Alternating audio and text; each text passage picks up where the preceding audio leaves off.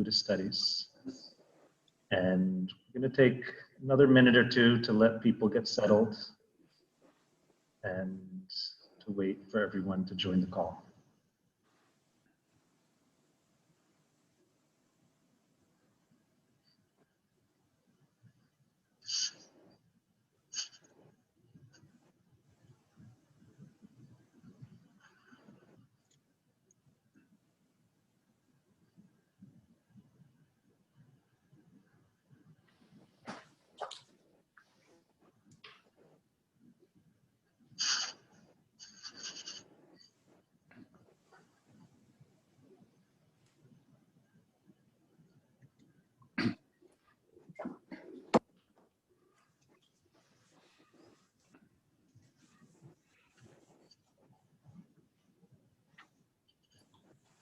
So, welcome everyone. We'll get another minute or two and give everyone the opportunity to join us.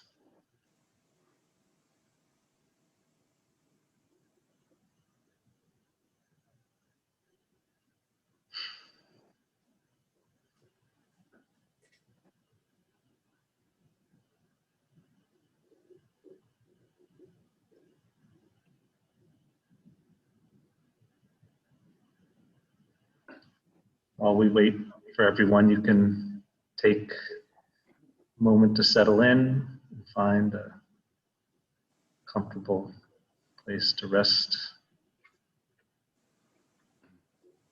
We'll be doing a little bit of sitting.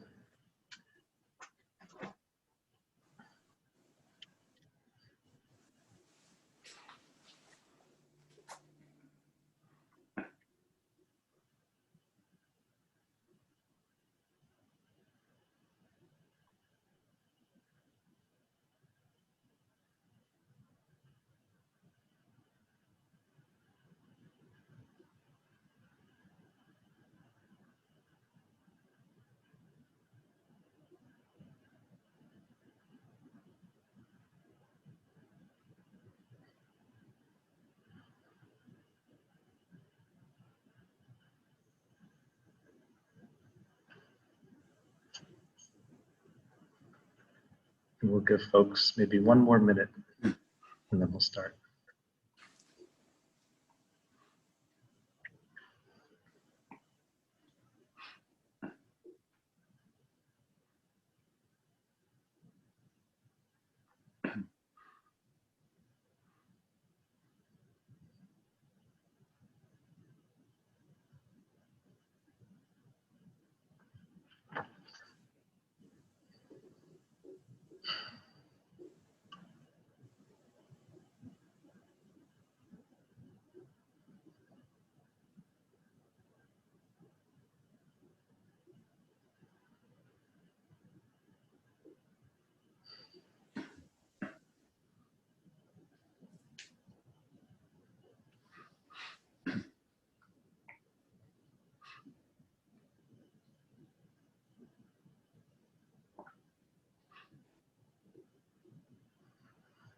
So, welcome everyone.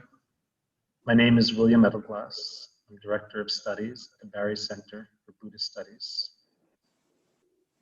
Dawn, Joseph, and I are all speaking to you from a clearing in the mixed hardwood forests of Barry, Massachusetts, home of the Insight Meditation Retreat Center, the Forest Refuge, and the Barry Center for Buddhist Studies.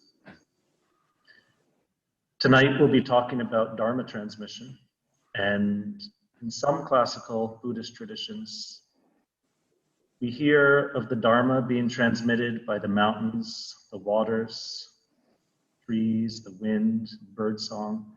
I felt something like this here in Barry, and I have so much gratitude for the beech, the maple, the oak, birch trees, the ash trees, and so many of the other beings surrounding us here, the coyotes we hear at night, and the owls, the mourning doves, the rabbits, chipmunks, and the waters that nourish us all and that flow east to the Atlantic Ocean.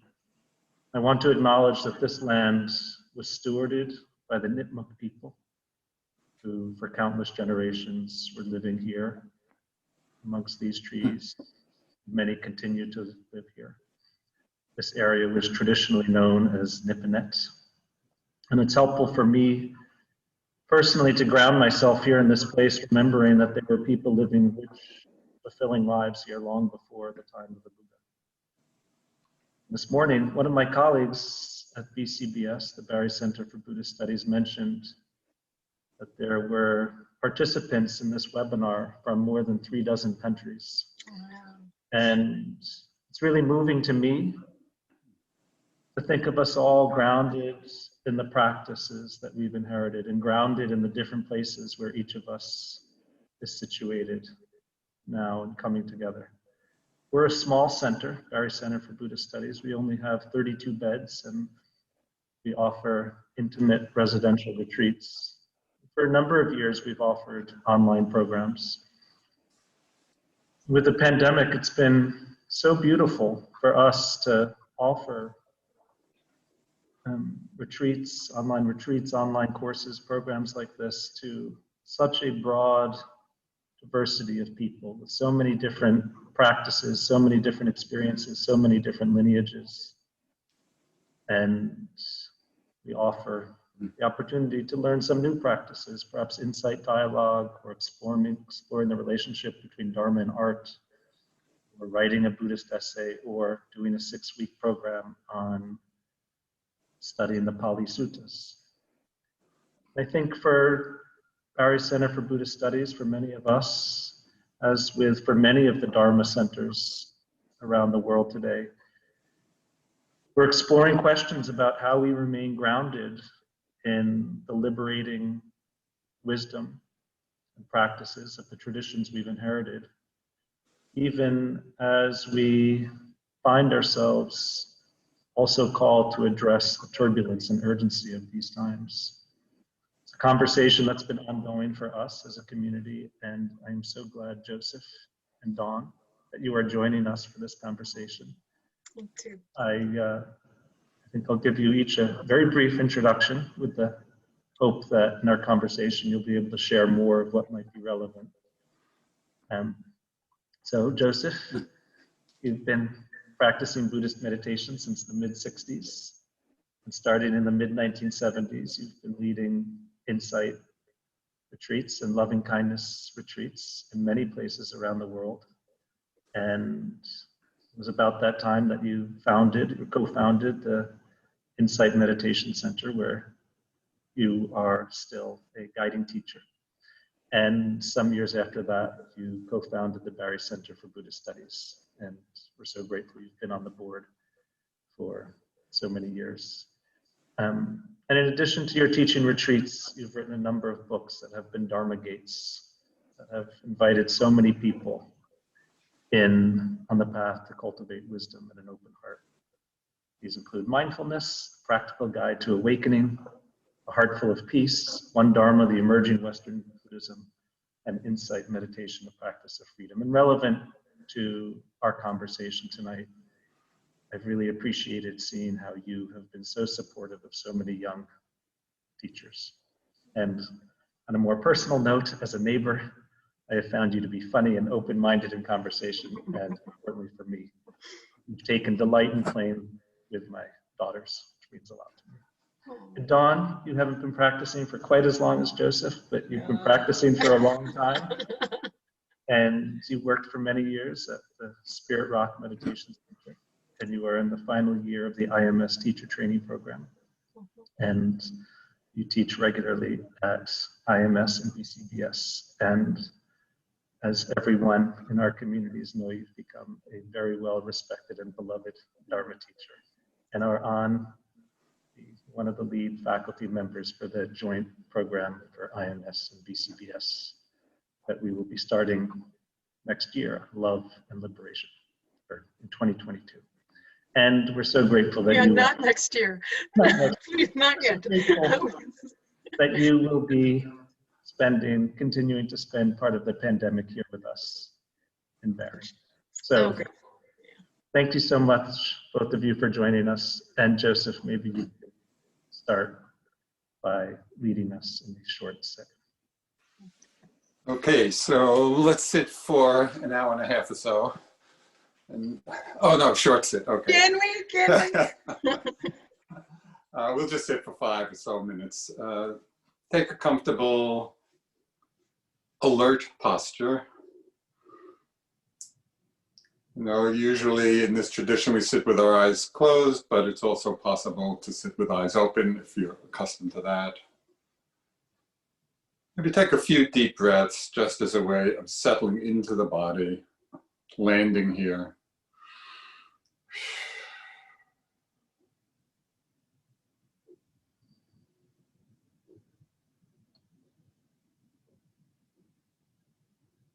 Letting the breath now find its own natural rhythm.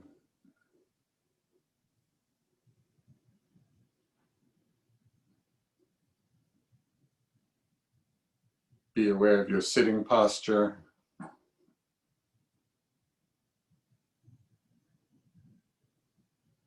Breathing in, know you're breathing in. Breathing out, know you're breathing out.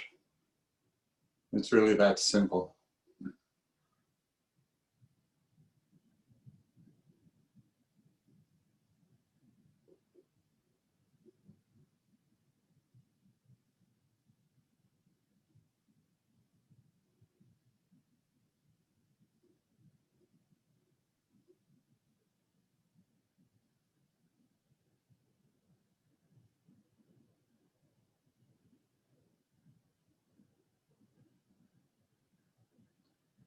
Keep in mind that it's not a breathing exercise, but an exercise in awareness and mindfulness. So we don't need to make the breath any special way. Simply being aware of it, each one as it presents itself. Deep or shallow, long or short. We're simply mindful of each breath as it is.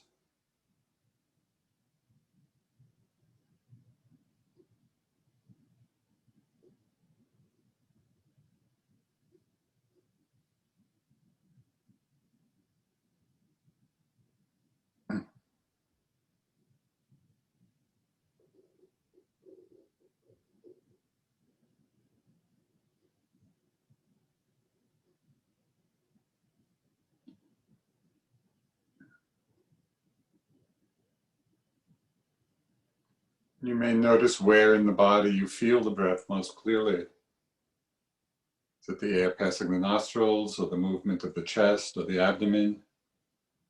Or is it throughout the whole body? Simply to notice.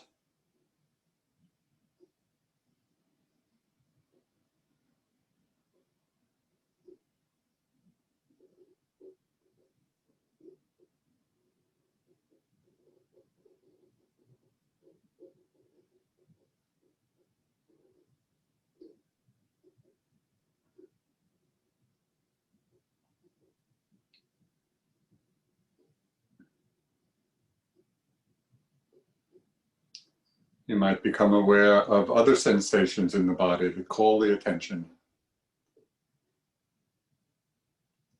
Open to the feeling of those sensations, feeling them, and also noticing how they change. They get stronger or weaker, shift position.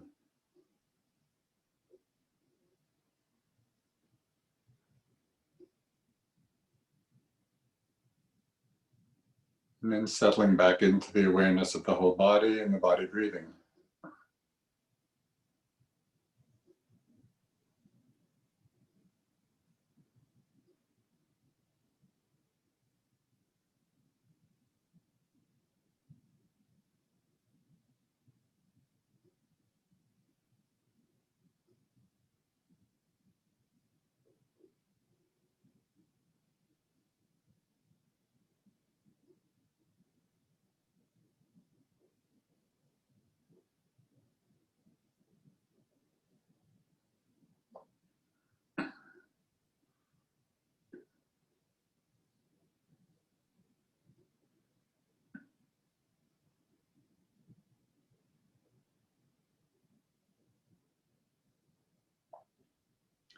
And also stay alert for the arising of thoughts or images in the mind. It's sometimes helpful to make a very soft mental acknowledgement, mental note, thinking or seeing if it's an image. Noticing how the thoughts and image is also arise and pass away.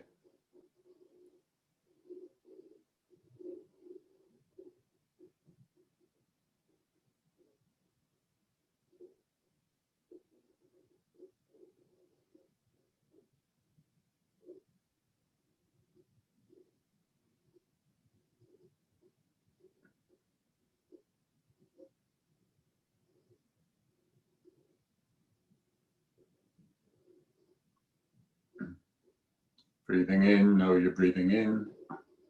Breathing out, know you're breathing out.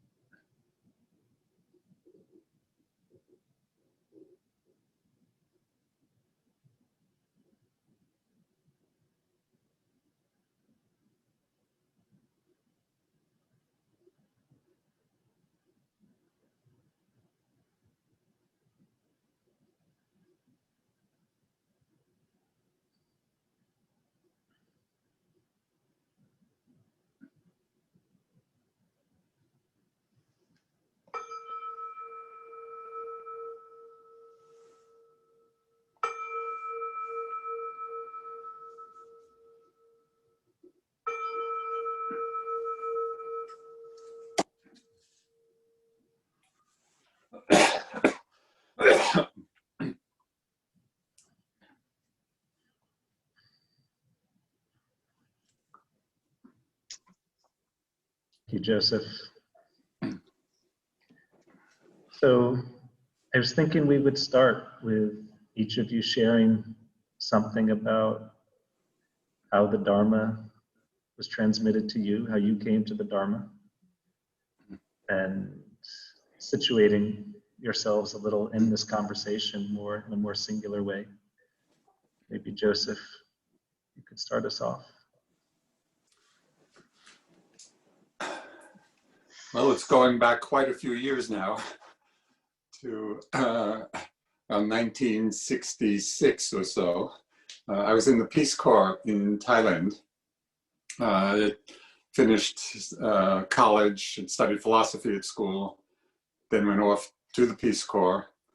And at a certain point, I started attending discussion groups led by two Buddhist monks for Westerners who were living in Bangkok. And it was an interesting meeting. They were held at the quite famous marble temple. So it was in this beautiful temple. And there was a group maybe of 20 or so people, Westerners. And the monks were giving, the basic teachings. But having studied philosophy, I went there and I was asking so many questions that people stopped coming because they were getting so annoyed with me. I think out of desperation, one of the monks said, "Why don't you try meditating?" And of course, I was young. I was, 20, 21 years old. First time in Asia. It was all very exotic for me. I didn't really know anything about Buddhism, didn't know anything about meditation. So he gave me just the very basic instructions as we did just at the beginning here. Sitting down, being with the breath, noticing what's happening. So I get all my paraphernalia together and kind of sit, and I set my alarm clock for 5 minutes because I didn't want to sit too much. But it was really quite amazing. Something very significant happened even in that first 5 minutes. And it's not that it was any great enlightenment experience, but what happened was that I saw that there was a way to look into the mind as well as looking out through it. That there was actually a methodology for looking inwards. I was just so excited by this because going from the study of philosophy, which seemed very external and academic, and here was this very immediate, direct way of looking at one's own mind. I got so excited by this. I started inviting my friends over to watch me meditate. Of course, that didn't last very long. But that's how revelatory it was for me. And then after my Peace Corps days, I came back to the States and tried to practice on my own. But it got very confusing. You know, I really hadn't had very detailed instructions. And so I was just mixing up a lot of different things. And I realized then that I needed a teacher. And I got motivated to go back then to Asia. I ended up in India. And after traveling around a bit, ended up in Bodh Gaya, which of course is the place of the Buddha's enlightenment, where I met my first teacher, Anagarika Munindraji. And he said something just when I met him that was so striking to me. It really hooked me in my Dharma practice. And it reinforced what I had learned in that first 5 minutes. He said, if you want to understand the mind, sit down and observe it. It was that simple. You know, there was nothing to join. There were no rituals, there were no ceremonies. It was just, if you want to understand your mind, observe it. And it made so much sense. It was just such common sense. And that really motivated all these years of practice. Well, that was really the beginning of it.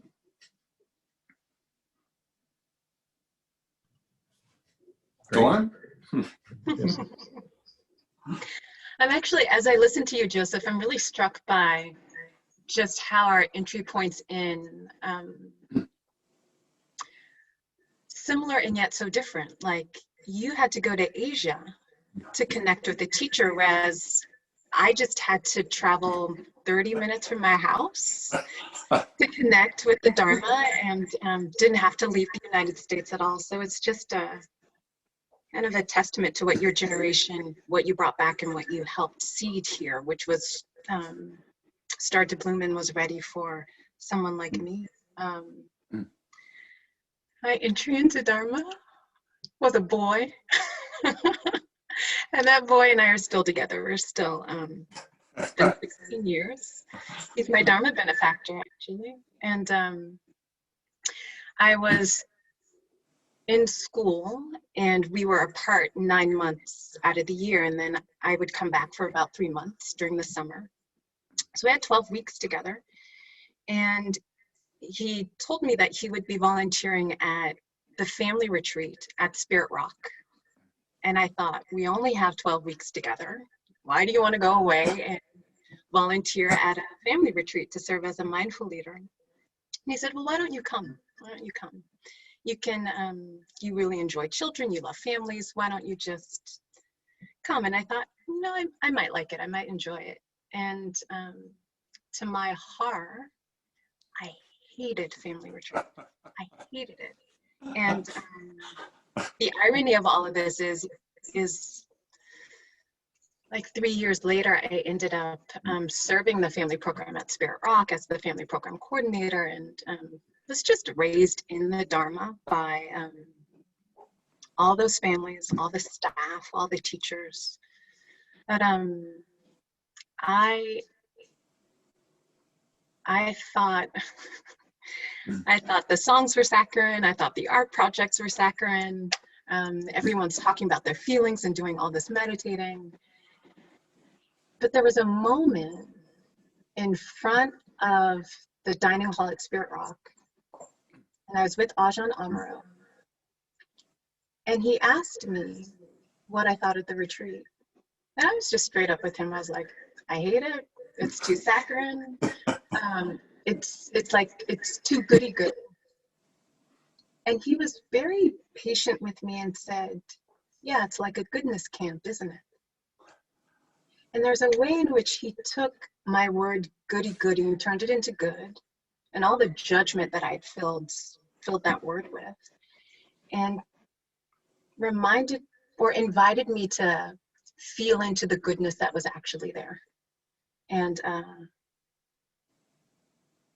as I just remember how clear his eyes were, how curious they were, and they've closed this trail at Spirit Rock. There used to be a trail that connected the picnic tables that were right outside the dining hall, and the trail led up to the meditation hall. And my memory is that he didn't have any shoes on, that he was just walking up this path.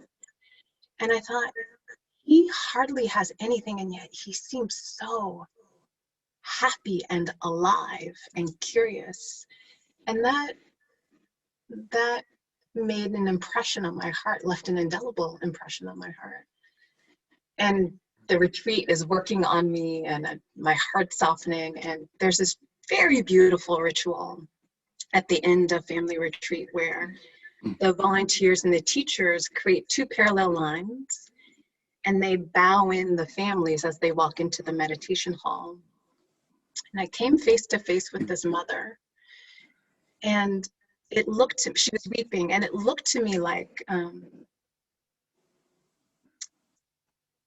she was just radiating like just this unabashed gratitude. And something happened for me. To this day, I don't quite understand what happened, but my heart just opened, and my sweetheart knew when to come in. And so he said, well, do you want to sit a retreat? There's a young adult retreat that's going to. So I said, sure. And I heard, it was Diana Winston, and she offered a teaching on the 8 worldly winds. And she used the Buddha's, the night of his enlightenment and his quest for awakening as an archetype that we could all relate to. And after that talk, I just remember thinking, I could be doing everything perfectly, and the 8 worldly winds will still be blowing through my life. I just felt like the pressure was off, and I wanted to know, I just wanted to practice. I wanted to know more. So I'd go back to school and I'd practice, and then I'd come back to Spirit Rock in the summers, and I'd volunteer for family retreat because I'd fallen in love by family retreat by then.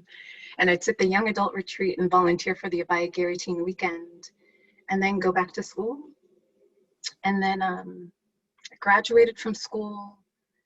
I remember being on the phone with my mentor and telling her, I don't want to continue with school. I just want to sit retreats. And she said, have you ever thought of sitting a long retreat, like a month long? And I said, do you think I could do that? And she said, of course you can. And sometimes that's just all you need. You need someone who like believes in you and encourages you. And I sat that retreat, started working at Spirit Rock. Very grateful to them because they allowed me to continue to work and also just give myself to the practice and sit retreats there. So that's the entry in. Yeah. Dawn, you inspired me. I want to go on retreat. Maybe we can go on retreat together. We're not far from retreat. Yeah. Thanks so much, Dawn. So the theme of our conversation is Dharma transmission. Maybe we could just pause for a little while and try to understand what it is we're talking about when we talk about Dharma transmission. So the overarching question that we're thinking of, and many other people are thinking of today, how do these liberating practices and wisdom that we've inherited, how do they apply to these times, and how do they speak to these times? What is it that we're really talking about when we talk about Dharma transmission? Well, I think in one way, it might be good just to clarify what we mean by Dharma, because that's the Sanskrit version, in Pali Dhamma, but it's a word that has a broad range of meanings. And the most general would be, we might say it's nature, or just the laws of nature. And in that sense, as you mentioned in the introduction, William, nature can be a great teacher, and so there can be a transmission of that. Then more specifically, Dharma can mean, and in our context, it often more specifically means the teachings of the Buddha as he explained the laws of nature.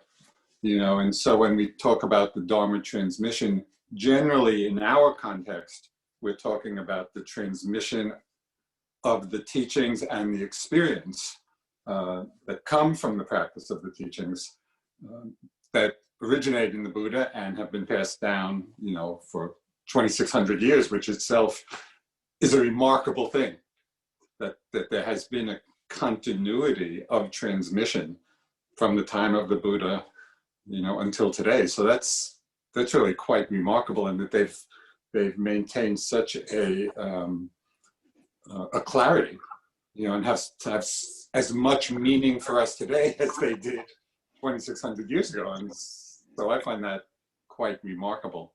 And then, of course, this whole question of the skillful means of how to impart the teachings, and the different lineages and traditions and teachers all have their own particular style and way of conveying the teachings. So I think that's what we're all involved in. We're all really in this chain of transmission, which, goes back to the time of the Buddha until today. And that itself can be pretty daunting. I remember one time when I was a fairly new teacher, I was leading a retreat in Bodh Gaya, the place of the Buddha's enlightenment, and giving a Dharma talk under the Bodhi tree. That was the most difficult, challenging talk I have ever given. I'm so glad that's not a part of the teacher training. Thank you so much for not making that a part of the teacher training. No, actually, this is a good idea, maybe. You did it for us. It was so challenging because it was as if the Buddha was sitting behind me, listening to all my little Dharma jokes. It was challenging. But it does reflect this whole idea of transmission and continuity of it, over years. It's interesting, Joseph, when you talk about the just being a part of this chain and this passing down of the liberative teachings through the generations. I feel like the teacher training is a transmission of sorts. Right? Yeah. If you think of it in that way. And this training, it has gone by so fast, and yet we're still in it. We've got a couple more trainings, and then it culminates in our graduation. And there's so much that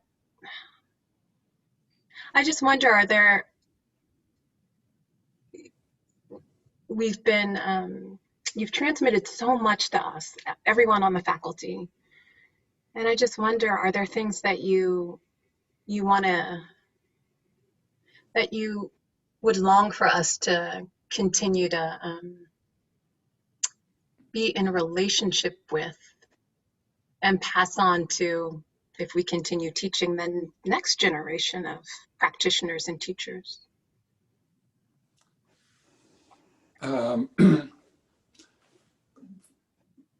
In a way, for me, the most powerful part of the transmission in the training is the emphasis, which I hope got conveyed. I'll let you know. Yeah, about the critical value, necessity of all of us continuing our own practice. Yeah, actually, yeah. That's where the teaching comes to. The teaching comes out of our own practice and experience. Yeah, this verified faith that's derived through our continued practice. Yeah. I feel like our cohort has been, we just love to practice. Yeah. You send an email to someone in our cohort, and inevitably you get back these replies of, I'm on retreat for a couple of months, or I'm on retreat for 2 months. So I just feel like our cohort has been really dedicated to that, and I feel like that commitment was there before we started the training. And I feel like the training has emphasized that and definitely has conveyed that. Yeah, yeah. I think one of the challenges is going to be, and I see this in the whole transmission of the Dharma in the West and everything that's, evolved over these last 40 or so years, is that there's such interest and such really demand for the teachings that it's very easy for teachers to get so busy in sharing the Dharma that sometimes, one's own practice can fall by the wayside a bit because we want to be giving, and serving and helping. Yeah. And so that's a danger, really. And I find for myself, it's been invaluable to carve out, a good chunk of time every year. Actually, I was really inspired by something that you had said years ago. I think you had come to Spirit Rock. You go to Spirit Rock, say, once a year to teach the July Insight Retreat, and you'd come and you talk to the staff. And I remember you coming in and talking about just the fact that you take anywhere from 2 to 3 months to practice every year. And I was really inspired by that, so much so that I was like, I'm going to do that. And to this day, William, Jill, and I are planning a program. And you need time to plan a program and actually schedule meetings. So we're scheduling meetings far out. And part of that scheduling has been really respecting the fact that Jill and I have set aside time where we're going to be away practicing. Great. That's, that's really important. What else do you teach from? What else do you teach from? Yeah. There's one other aspect of transmission that I think is really important.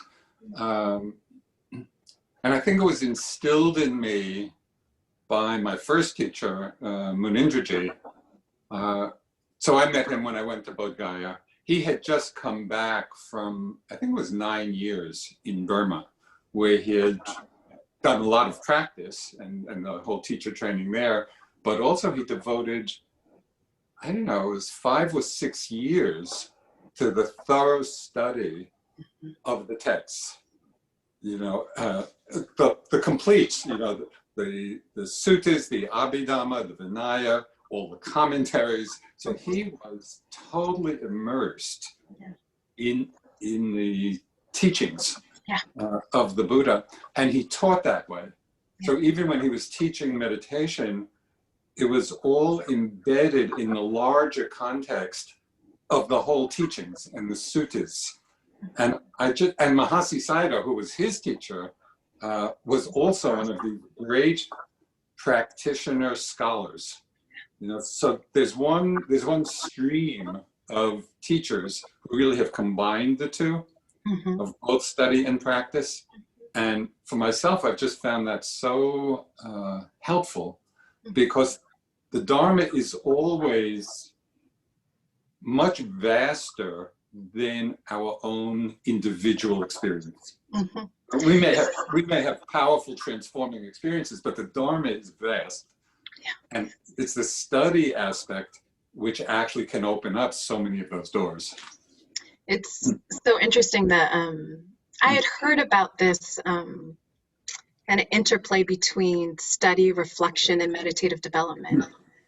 I had heard people talking about it, but actually I didn't know that the Buddha had actually named it as a way of deepening our own understanding of Dharma.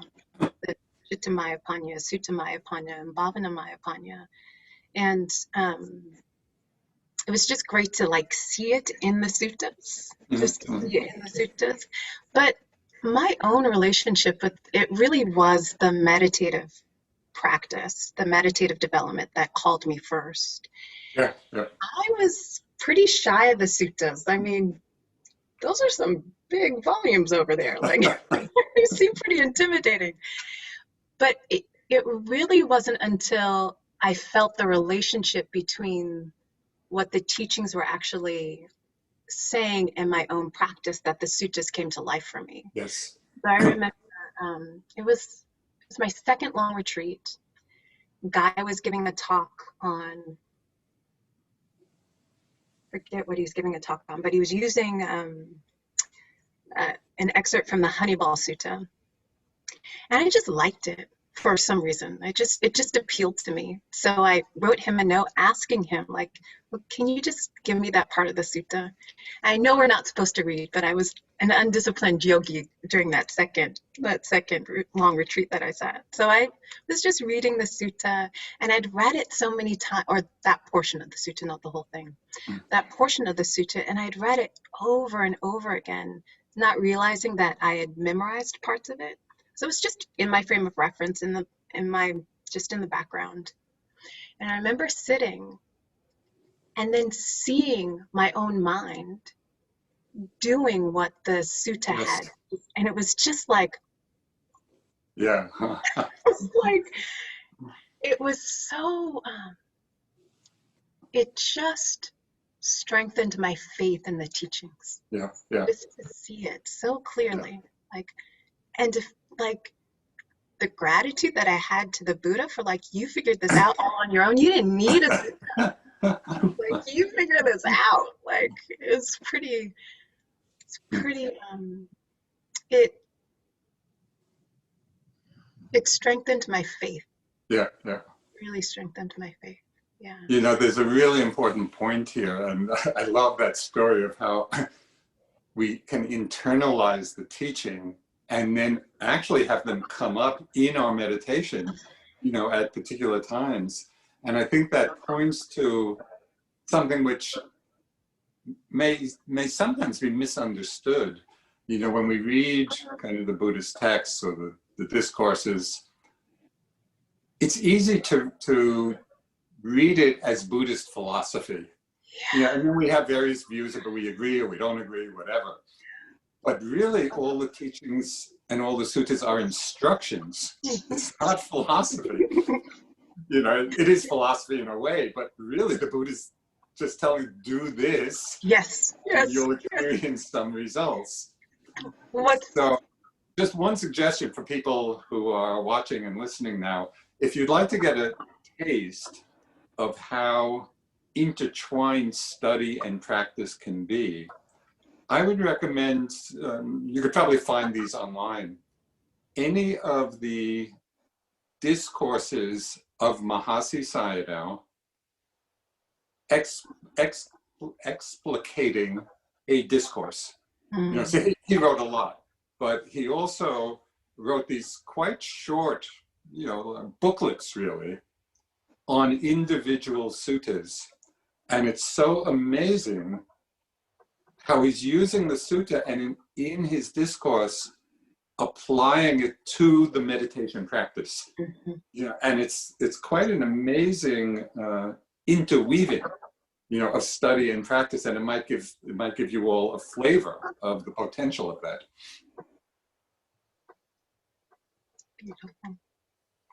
I'm curious how, in the teacher training, or what either of you think is the role of teaching, study, or studying in the transmission of the Dharma. I feel it's really important. It's essential. Because it also provides a reference point. Wait, I want to back up a little bit. In teaching and in being in this line of transmission, you know, going back to the Buddha up until now, it's a huge responsibility. You know, it's not a trivial undertaking on a few different levels. On one level, you know, people come and really are entrusting their hearts and minds to us as teachers, and people get into a very open and sometimes vulnerable place. So there's a huge responsibility there. And to be as grounded as possible, in as deep an understanding of the Dharma as possible, I think is one way of fulfilling that responsibility. And it also provides a reference point for our own latest ideas about practice. You know, Say that again, Joseph. I missed that. Our what ideas about our practice? own latest ideas. Okay. You Yeah. know, we can be going, Yeah. we can be practicing, and we have lots of different input and influences. Oh, this sounds great. I'm going to bring this into the teachings, you know, and often it's great. Often it's wonderful, but sometimes, you know, it may be a little off from the real teachings of the Buddha. So in the context of transmitting the Buddha's teachings, I think there really is a responsibility to know in as much depth as possible what they actually are. You know, I think there's one, I don't know if it's a blog or something online. I didn't It's say something that says, did the Buddha really say that? You know, and it's a lot of things that are getting expressed these days, you know, and it's very commonly introduced, oh, the Buddha said such and such. It's So a funny site. So whoever this person is goes back and checks, well, did the Buddha really say that? And more often than not. Yeah. It's a So great. the study is just a real grounding, you know, that I think is so helpful. Yeah. I actually feel like as trainees, the suttas have helped us bond in a way. We create these study groups and we're exchanging ideas and we're talking about them and trying to understand them, and it's been a way for us to connect and to deepen our understanding while also deepening our connection to each other. Yeah. Hey, how come you haven't invited me to those Dharma discussions? You might get some invitations, Joseph. Okay, you get some invitations. No, it's a great thing to be doing. Yeah. So, Joseph, you had used the term skillful means earlier, that as a teacher, one tries to find skillful means to teach what is an appropriate supportive practice for the student who's working with it.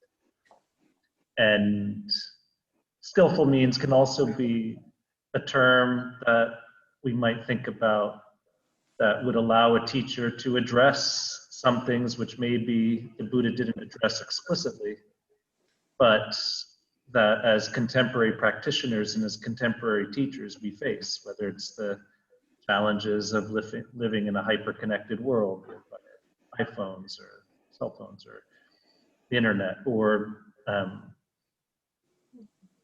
other challenges of what does it mean to live as an ethical person, what would right livelihood or wise action or wise thinking be in the context of climate change, or the kinds of challenges that liberation movements are trying to address, you know, racism, sexism,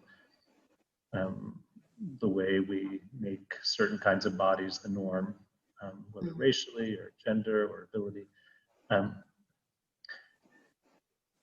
You know, there are these two foundational Buddhist doctrines of impermanence, that everything is changing, and dependent origination, that everything is dependent on the causes and conditions. And our life as practitioners and as teachers, the situation we find ourselves in right now is indeed dependent upon all the causes and conditions of our thinking, of our lives. And I'm curious what you think is the skillful role, either of you, for a teacher today to address some of what feels very urgent to many practitioners. Yeah, if you would care to speak.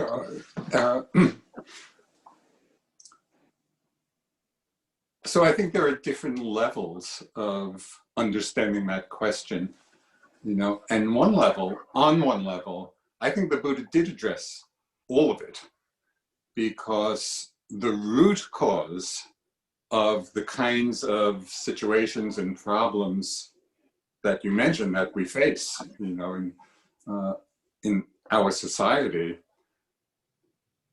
that the root cause of suffering is greed and hatred and delusion, you know. And so on the most fundamental level, I think when we're helping people understand how those forces work in the mind and how they manifest in the mind. You know, how does greed manifest in all the choices we make in our lives and that society makes? And how does fear and anger, you know, or hatred manifest? And we can see it, you know, being played out in so many different ways.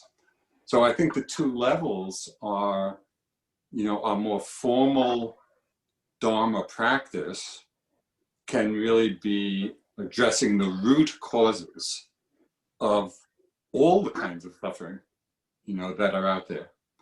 And then on another level, we might call it, you know, and there's, you know, movements of the socially engaged Buddhism, where we're really engaging in specific arenas, you know, of difficulty and suffering in the world. And we see really out of compassion, you know, compassion for the suffering, well, what can I do? How can I help in this situation?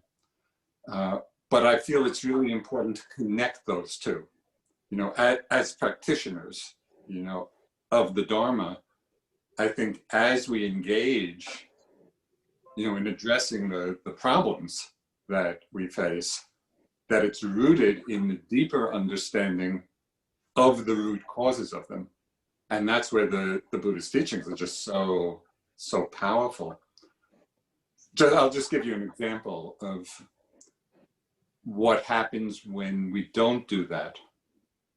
So for many years, this goes back a way, but for many years I was teaching retreats for environmental and social activists.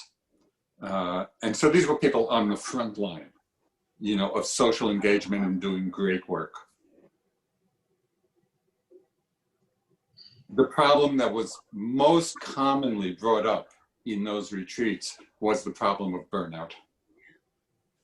And one of the reasons for burnout is that sometimes people try to address these problems maybe from anger, you know, and that's their fuel. They get really angry, and it's understandable. You know, because there are a lot of situations in the world of oppression or injustice, so many arenas where when we face it, can feel the anger coming up. And that emotion as a message that something needs to be done here can be valuable. But it's not a sustainable energy for continuing action, because it burns us up. We get burned out.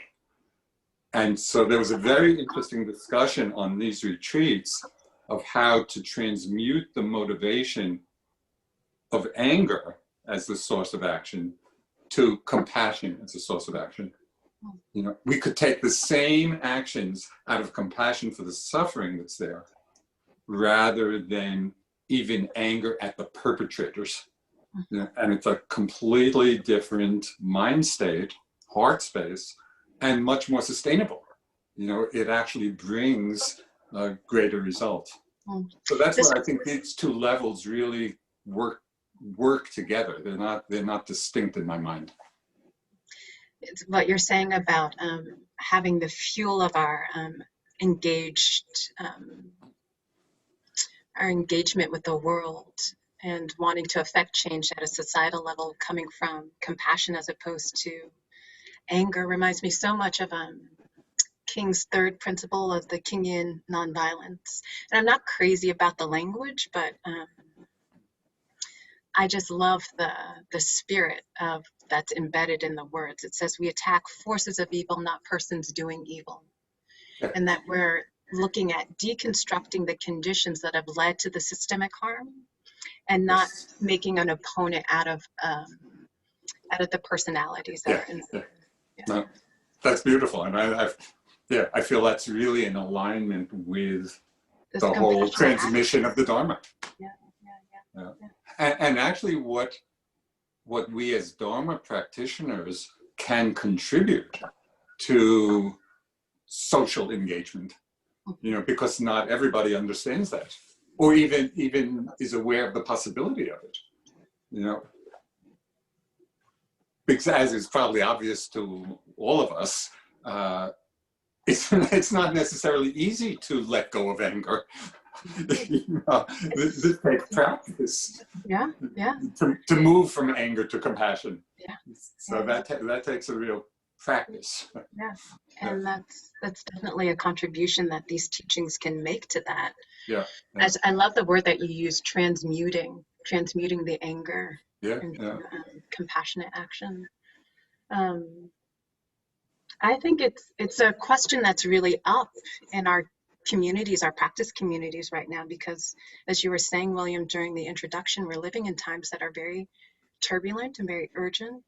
The climate crisis and racial injustice and gender equity and dismantling patriarchy, and I think it's beautiful that people are asking, how can the Dharma, what does the Dharma have to say to this? How can we use the Dharma to and address these things? What comes up for me is this term that's been floating around. I guess I started hearing this maybe 2-3 years ago, this collective liberation, this phrase. And I see the both of you smiling. Well, I have questions about this too. I have questions about it too. I'm in process around it. What does that even mean? Exactly. I've been wondering that. Yeah, what does it mean? And I think if we're talking about large groups of people waking up in the ways that are kind of defined in Buddhism, I don't quite, that doesn't feel realistic to me. Yeah. In order to come here to Barrie, I had to drive cross country, and I just felt how vast this country is and the different kinds of people in it, and just the different ways that we live. And so when we say collective liberation, are we talking about, would it include other religions and other practices from other backgrounds? What do we mean by this?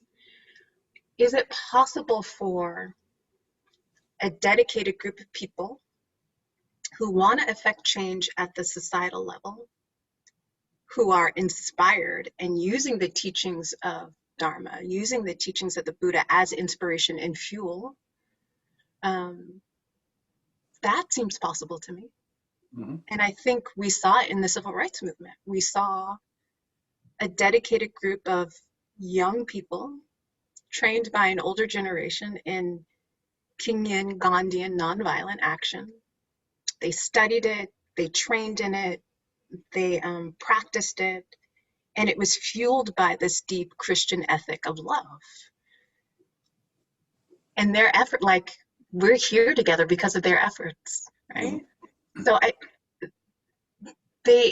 they impacted us in such beautiful, profound ways that still have this lasting impact. So I think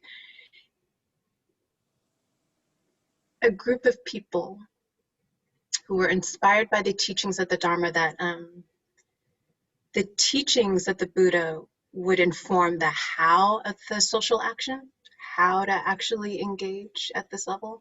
I think that's possible. Mm-hmm. Is it possible for, say, a group of 10, 20 people who actually want to metabolize the ways that they've been kind of acculturated to relate to women, to relate to people of different races, and see the defilements and actually see through those defilements and metabolize them through, just to use the Buddha's language, repeatedly seeing with wisdom? I hope that's possible. And I know of groups who have set out, they've come together, and that has been their goal. And we'll see what happens. We'll see what happens. I so want collective liberation to be a reality. But again, it all depends on how we're defining it. Yeah. I think one of the kind of issues or clarifications that's needed is just an understanding that the word liberation can have many different meanings. Very similar to the word desire, you know, and because very often in teaching, you know, it's commonly understood, you know, desire is the synonymous with craving. cause of suffering. Yeah. But in English and in Pali, there's a very specific word for that kind of desire, you know, clinging and grasping and greed. But in English, we use the word desire in many different ways. A desire can be wholesome, you know, a desire to be more compassionate or more loving or awakened. And I think liberation has that same range of meanings in English, yeah. So when we use a term or a phrase like collective liberation, in order to actually come to some common understanding of it, we would have to define, anybody using that term would have to define, okay, well, what do you mean by liberation? Are you meaning, in the classical Buddhist sense, the uprooting of the defilements of the mind? Or are you meaning, as you suggested, you know, helping to alleviate a lot of the causes, the symptoms of the greed, hatred, delusion as they're manifesting in the world? It seems very unlikely to me that there will be universal collective liberation. You can make it happen, Joseph. You can do it. But we can move in that direction, certainly. But I mean, if the Buddha couldn't do it, so I'm trying to stay a little bit realistic here. But we can be going in that direction. I mean, that can be our aspiration. William, well, yeah, I do think it is a traditional aspiration of the Bodhisattva.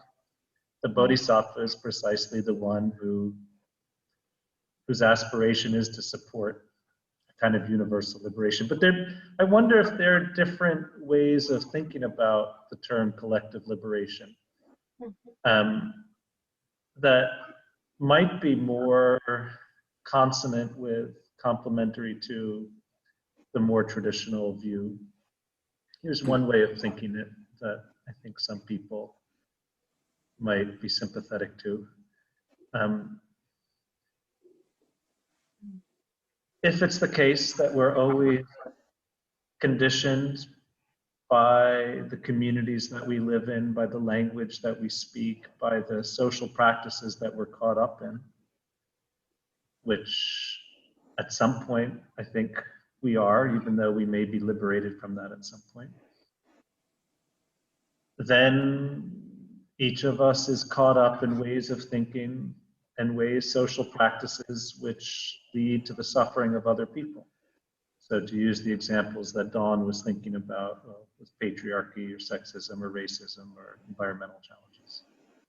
So to the degree that we are caught up in participating in smoothly without bringing some kind of critical awareness to those ways of thinking, can we really practice wise thinking? Can we practice wise action? Can we practice wise speech? Can we practice wise livelihood if our thinking is caught up in social practices and a language that does violence to some people? So collective liberation in that sense is, well, I need to liberate myself from a whole variety of ways of talking and thinking that I'm just born into and take as a natural given, as opposed to a social practice. And I can't really practice all the steps on the Eightfold Path until I have done the kind of critical work that would allow me to practice wise speech, wise action, wise livelihood, wise things. So I think some people who would defend the use of the term collective liberation would say, well, if you really want to practice wise action and wise speech, having some critical awareness of the ways in which language can harm people would be necessary. And so that is a social practice. That's a collective practice, that kind of critical work. And so for me as an individual to be liberated requires doing some of that practice together. I think that's what some people might say in response. Not that collective liberation is everybody will be liberated together, or even necessarily that large groups of people will be liberated together, though that is some, there's another way that some people who defend the term collective liberation would speak. But this, what I'm articulating, might even be more consonant with an individual being liberated, but requires that to be done with spiritual friends and others. Yeah, in community. Like I know groups of people who are dedicated to that right now. Yeah, that are taking that up. Yeah. I want to just offer an additional comment, because I agree with that, and it's really inspiring. And as you expressed it, I think you expressed it really beautifully. It really is the overcoming, or the seeing through the delusion that's in our minds, you know, in all these areas. And so I see that as being very, very much part of our practice. But I'd also like to just put in a plug for all those people who may, and there aren't many of them, so, but all those people who may be sitting in a cave someplace, practicing with the aspiration to awaken for the benefit of all. And I think of the Bodhisattva, the Buddha before his awakening. How many lifetimes did he spend not engaged, you know, in social interaction, but off by himself, cultivating, in certain lifetimes anyway, cultivating the paramis that come from solitude, you know, like deep concentration. I think that is also part of a path to liberation. So I would, as much as I value and also try to practice everything you said, I have a lot of respect for people who do take themselves apart, you know, who really practice maybe by themselves or in a very small community in a very intensive way. And to me, that is as much social action as being on the front lines of engagement. So I wouldn't separate them. I think there are different expressions of wanting to alleviate the suffering of all, you know. And for many of us, especially those of us who are lay people, we are living in the world and involved, and so I have a lot of respect and appreciation for exactly as you described it. And just in all the work that we've done in IMS and in that community here, BCBS, the work of undoing racism, you know, and so we've been doing that and trying to explore and understand it maybe for 10 or more years now. And it's been hugely opening for me. I mean, it's been one of the most powerful, really experiences of these last years. So I see, and personally, you know, the tremendous value of that. And I also appreciate the Bodhisattva before he became Buddha. You know, we're benefiting from his time in the cave 2,600 years later. So to me, what he was doing then was as much social action in terms of benefiting others as what we're doing now as we're engaged in society. So I'd just like to bring in that aspect as well. But I see it as both. Yeah, I'm deeply sympathetic to that. I remember living in Dharamsala in India. One of the things that I loved was looking up, and there were people who had been sitting in these caves for 10 years or 15 years and being neighbors with a guy who had spent 20 years in a cave. And there's something about being near such a person. I feel that to some degree with Biko and Alyo, our neighbor, father monk here, there's something deeply inspiring about that commitment to practice that that I find very moving. But I want to follow up on this comment that you just made, Joseph, about how transformative it's been for you and how much you've learned. And I guess I want to pose the question to both of you, really, and that is that in what way might that opening not just change, say, social practice at IMS, language, structures of retreat, but might also change in some way the teaching of the Dharma or the transmission of the Dharma? What does it mean that having a group of yogis coming on retreat and a group of teachers who come with very different racialized, gendered experiences, in what way does that impact how the Dharma is taught, and how does the Dharma speak to a much more diverse group of people? You see this already happening in my cohort, just with some of it's at the BIPOC retreat at IMS this summer. Do you want to say what BIPOC refers to? Oh, Black, Indigenous, people of color. Thanks. A lot of words.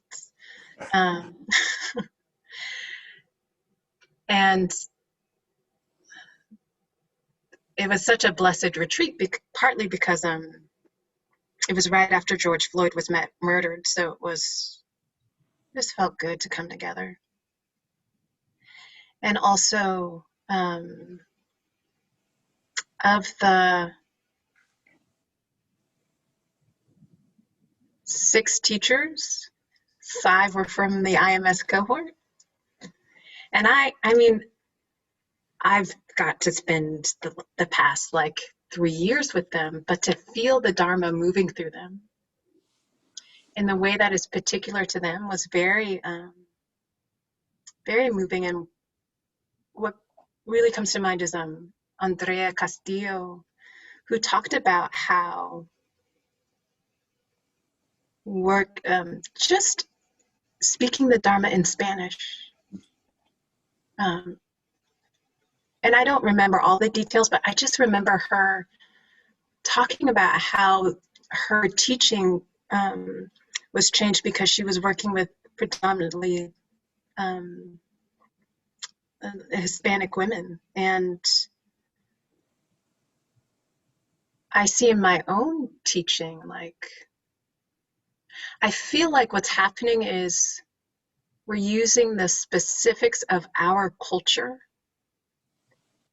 as a gateway to our exploration of these liberative teachings. So for instance, I just recently offered a talk where part of it explored fostering empathy through using your imagination in ethical, moral ways. And I brought in a scene from A Raisin in the Sun. And there was something, it's very personal, but also very, it was using the particular to get to these universal teachings. And the reason I was inspired to do this is Dara and I had went for a talk, and we were just talking about how African Americans and just our history in this country, in order not to, as Black people, not to just fall into despair or bitterness, we've had to cultivate the Brahma Viharas, like for real. And in this moment in the play, a mama is using compassion and compassionate action to save her family, from the gravitational pull of internalized racism. So I feel like we're bringing in the stuff of our culture to make the teachings come alive illustrate these teachings in ways that feel personal and will connect with other people who look like me, who look like Andrea Castillo. Yeah. Yeah. You know, everything you just said so beautifully was precisely the motivation for this last teacher training in the cohort. Just maybe some of the people listening, probably most know, but so the idea behind this particular training was to train more people of color to be teachers for exactly the reason you're saying, you know, to be able to express from the inside, you know, and coming from your own personal experience of the place we live, you know, in everything that is, and realizing the need for that, you know, that teachers have to be able to manifest that and show that. Yes, so it's beautiful. Yeah. I just remember the first time I heard someone quote James Baldwin in a Dharma hall, and I wept. It meant so much to me. Yeah, It's like, oh, I can be here. Yeah. I can bring more of myself into this hall. Yeah, it's a beautiful thing.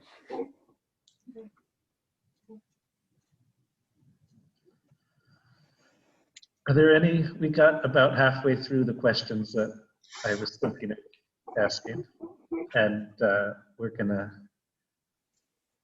move to some final comments, closing. But I'm wondering if either of you have any last thoughts or questions for each other, thoughts that you'd like to share. I do have a question for you, Joseph, and maybe I'll just ask you offline, because I think it would just open up like 45 minutes worth of material. But it has to do with, I was listening to one of your first talks that's on Dharma Seed. You probably were giving talks before then, but this was July of 1974. And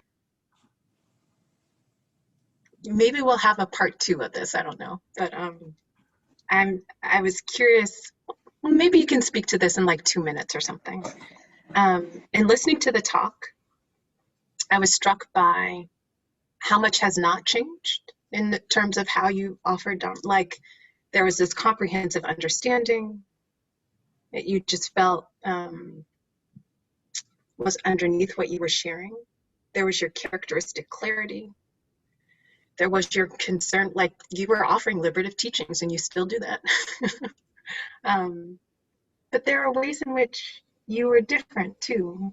And I'm curious, how would you characterize the way that you changed in, over the years? I'm very aware of at least one aspect of that change. And I think this has been true in terms of kind of my teaching in Dharma, but I think it's also, this movement has also been acknowledged just in more generally in society as people get older. So it's some combination, which is, I knew a lot more then than I do now. Yeah. I was much more convinced that everything I knew was right. Yeah. Back then. Yeah. And so it was grounded very much in the teaching. So I think I didn't go too far off, but there was that energy, you know, of, this is how it is. And over the years, and I think it's partially just kind of aging, you know, getting older, but also a fruit of the practice of just letting go of really attachment to views.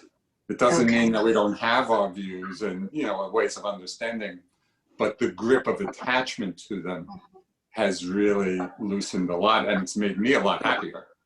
Because, well, it's wonderful you mentioned that, because Now when you teach, one of the things that I associate was how much you laugh.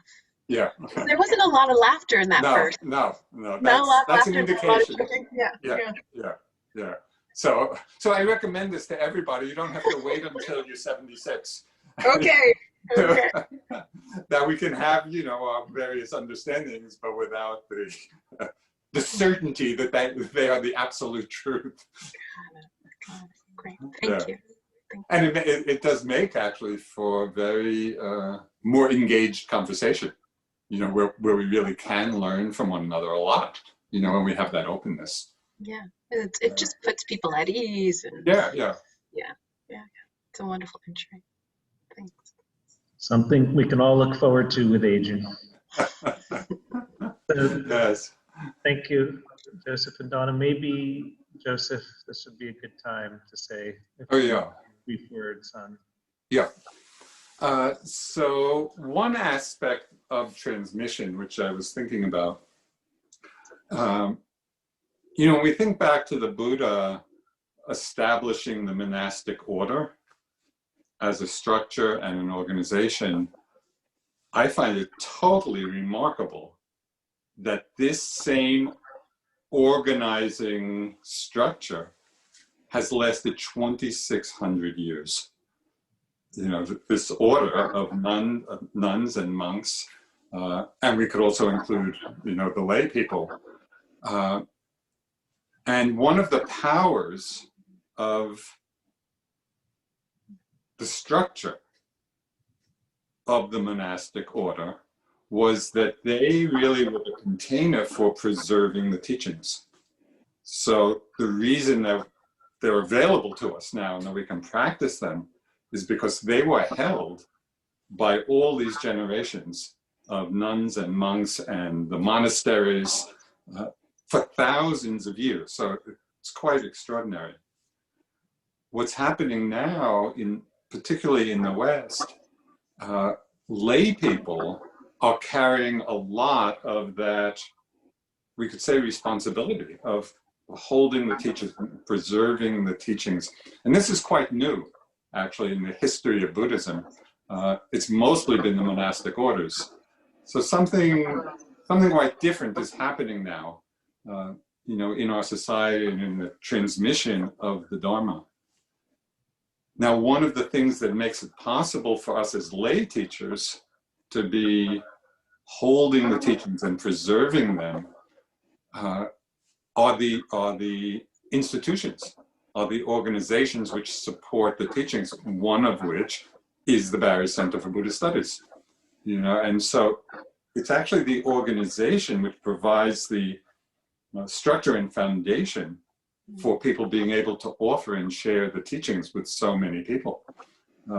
Just before we started, William and some of the staff, at the study center said there are about 1,200 people on this call, which is amazing. But it took the organization of the staff at the Barry Center for Buddhist Studies to put this on. And so this is just by way of encouraging, all of us to be supportive of the organizations that are really holding and they're the container for the continuation of the teachings. And I just feel it's inspiring to see that happen. And, it'd be wonderful for people to really understand the value of that and be supportive in whatever way is possible. Thank you, Joseph. And also thank you to all of you who made a really generous offering when you registered. And Dawn, maybe you could offer us a guided meditation and a dedication of merit to close. Sure. So feel free to close your eyes if you like. You can practice with the eyes open. Just allow your gaze to be soft, whether your eyes are open or closed. And just connecting with the felt sense of the body sitting.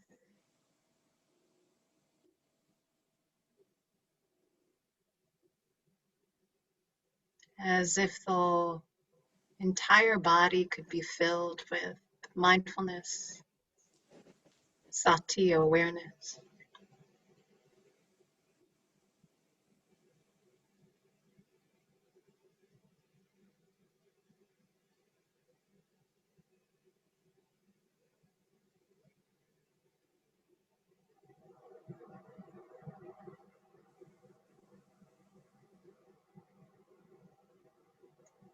Perhaps allowing your attention to rest on the sensations of breathing in the body, or even sounds in your immediate environment.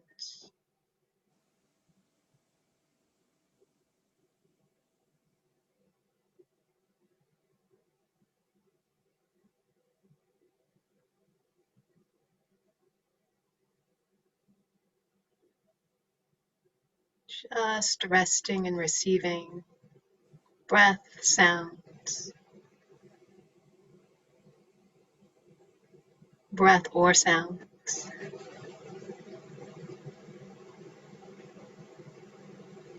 With this attentive knowing.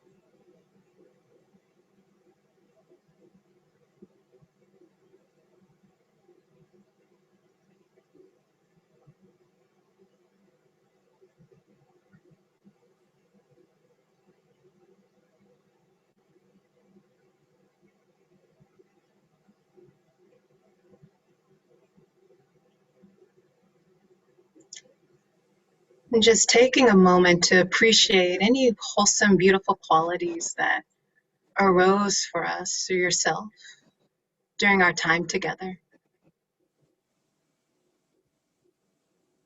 Perhaps patience, truth-telling.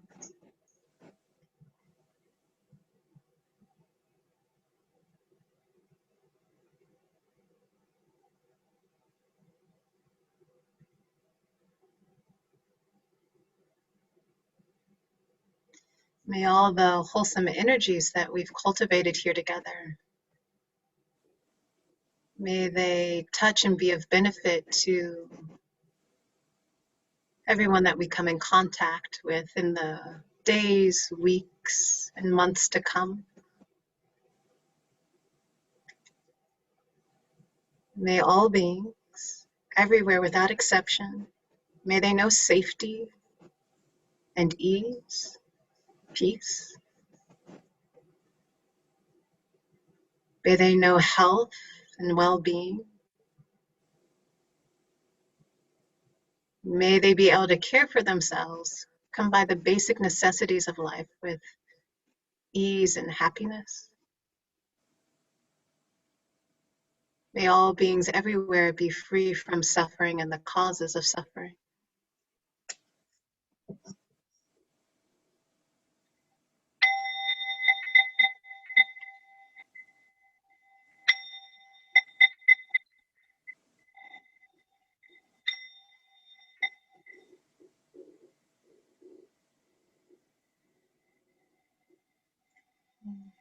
Thank you, William. Thank you, Joseph. Thank you, everyone. So good to be with you. Thank you so much, Dawn. That was lovely. Thank you so much, Joseph. And we wish everybody a good night.